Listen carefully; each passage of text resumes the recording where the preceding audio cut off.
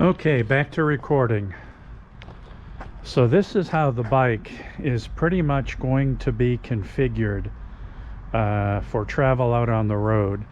And I'm just going to walk around the bike, kind of a 360, and then I'll get in a little closer so that you can get a better view as to what exactly is going on here. All right. So right here, this green part is the tent. All right. Behind it is a 40-liter Tusk dry bag, and on top of it is my sleeping bag. It's lightweight, but it's it's up there about as high as a passenger would be if you're riding two up on this bike. Now, obviously, everything is connected but not strapped down as tight as I normally would have it. I would generally have a bungee that goes across the bag from one side to the other, hooking onto the hand grabs, and then two more bungees going from the rack over the top, cinching this down, getting it a little bit lower. But I wanted you to be able to see pretty much what the load is. So I have two water bottles on here. They hold about a quart size capacity. Is at 325 mils or milliliters or whatever it is. In the side bags, these are 35 liters total capacity. They're pretty much stuffed out with clothes, camping gear, not really a lot of spares, but I got a few things should I run into an issue. I also could not get matching Tusk front bags. These are giant loop dry bags, which I've got gloves, some spare stuff, some mosquito spray, and just some small sundry issues that I may need out on the road. But this is the rider configuration, the rider setup. So, I'm going to sit here in the center, and I would like to have these two reversed. I tried it on one trip, and what didn't work for me is the backpack that I'm using comes down and basically sits on this and then occupies from here up to here on my helmet. So I would prefer to have the dry bag centered over here and to have the tent towards the back, but unfortunately it wouldn't work for me. I have tried 4 or 5 different configurations on how to pack this thing out, and this is the setup right now that works the best. So yeah, I've got about 40 pounds, believe it or not, 40 pounds in the dry bag, and I've got just under 30 pounds in each of the side bags. That's including the weight of the bag, the water that's in there, the front bags, and of course on this side I have shoes and sneakers. On this side here I've got a chair for the campsite and the cover for the bike, and this is pretty much how it is that I have to travel. I do have a battery bank in here and some GoPro batteries and some other small sundries, sunglasses and that kind of stuff. But this is when you're riding this bike, this is pretty much how it is.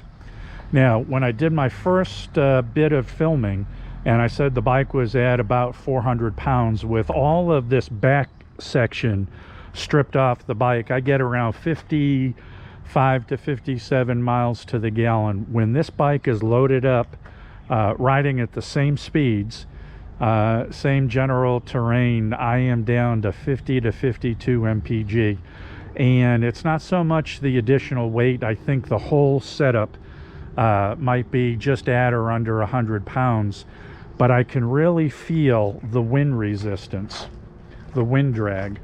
One of the things I measured, I'm at about 37, 38 inches on the handlebars for width, but when I get out to the sides of the bike, I'm at about 43 inches. And then of course you can look and see how high that is. Now that sits below my helmet, and again, the weight and the overall bulk is not much more than if I had a light passenger. The problem is the light passenger would be sitting here, not back here. So this extra weight on the back makes the front wheel of the bike lighter than I would like it to be. Normal riding conditions, light wind, normal riding, no big deal. But boy, when I take this thing off-road, loaded up the way it is, or if I get into high winds, the front really becomes very, very exciting. One of the things that's neat about the back shock that I have, this again is one of their Cogent, their top level shocks. It's got the rebound and the compression and the spring preload adjustment. I've got the bike set for the weight, and I've had a chance in the 5,000 miles that I've been putting on the bike to get the suspension dialed in. So where the suspension is about as balanced as I can get it. Maybe when I get out west and get into a little bit of an off-road situation, I'll probably try playing with the clickers a little bit. But I think I've got the preload where I pretty much want this bike to be. It's a comfortable ride. I have the GPS set to alert me at 2 hours. At 2 hours, around 100 miles. Good point to get off the bike, stretch your legs, stretch your back, work the kinks out of the knees, the elbows, the hips, the shoulders, all good stuff there. So this is the bike that is going to take me on the journey. The Tusk luggage system seems to be working out pretty well, along with the handlebars, the handlebar risers, 3/4 of an inch rise, the heated grips. I'm not sure I would buy this brand again. The Oxford are very highly rated, but on the lowest setting, they still get too hot. I can't imagine if you take it from 95 up to 115, probably burn your fingers off your hands. But the fuel tank, I mean, you can fill it right up. I think the furthest I've gone unloaded is around 330 miles, and I think I've been right at about 300 miles all loaded up as you see the bike right now. But it runs great. It's it's a dual sport. It's not a Goldwing. It's not a highway tourer. I built the bike for the gravel roads, the fire roads, that type of terrain. And once I get out there, and I get on the roads that I built it for, the bike should come into its own. On the trip out there, my goal is to stay off of the interstates as much as possible and ride roads that are 35 to 55 secondary roads, and enjoy the scenery. The goal is not to get there as quickly as possible, but to get there and take in as much as possible.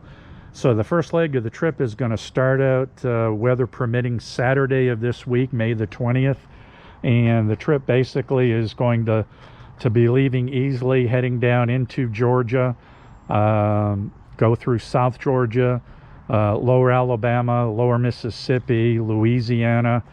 I'm looking at what's going on with the border crossing situation, and my initial plan was to cross under Houston and travel along Texas, that route into New Mexico, and then at New Mexico hang a right and head up into Colorado, do Colorado, the corner of Wyoming, go into Idaho. If Canada is still open without restriction, then I will try to ride up into the Canadian Rockies on the east side, ride up as far as I can go, hopefully to the sea. If not, turn around and get as far as I can, come back somewhere between Fairbanks and Prudhoe Bay, take a right, go into Alaska, ride the Haul